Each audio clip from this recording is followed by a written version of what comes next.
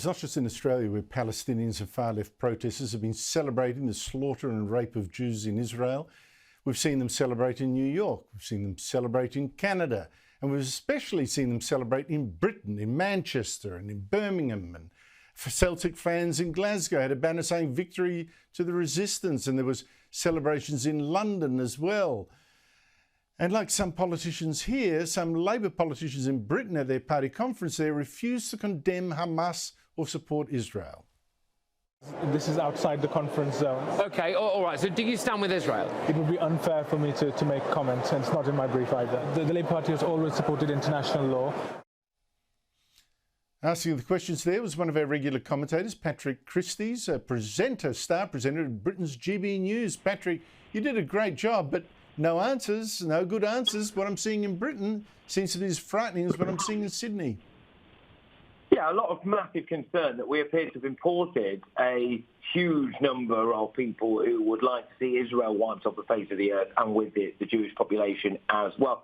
Some Labour MPs were a little bit squiffy on it. Some Labour MPs were pretty strong. They said, look, we do stand with Israel. But there's a checkered history there when it comes to that kind of stuff.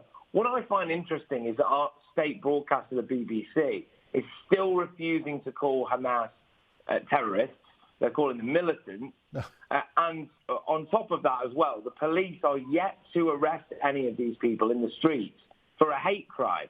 I mean, if they are out celebrating the slaughter of Jews and Jewish babies, I mean, what constitutes a hate crime? I think they're maybe too afraid of being called Islamophobic to actually do anything about it, which is a certain irony there, really. But we are also seeing, Andrew, as well, people in refugee camps on the Greek islands celebrating this. There, people, of course, are looking to make their way into Europe and seek asylum. I think that should be a pretty strong indication that maybe they shouldn't be getting asylum in Europe if they are celebrating what's going on in Israel at the moment.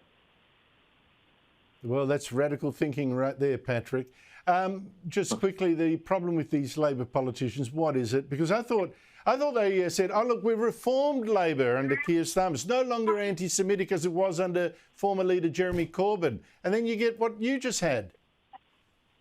Yes, unfortunately for the Labour Party, they've not been able to root it all out completely because it was so ingrained and so festering with Jeremy Corbyn, who still right now, his first response was to say that Israel is ultimately to blame for what's going on over there. What is interesting, Keir Starmer has not made a virtue of this. I was doing a bit of research last night. The new Labour leader, his wife is, I believe, actually Jewish, and their children are being raised in the Jewish faith, which makes it even more remarkable that he was so comfortable serving under Jeremy Corbyn for quite a while, but might now indicate why they're keener to do a little bit of a push there. The fact is that the Labour Party does rely quite heavily on Muslim votes. That's just the case. And so they don't want to alienate those votes by being too much in favour of Israel, which is a problem for them.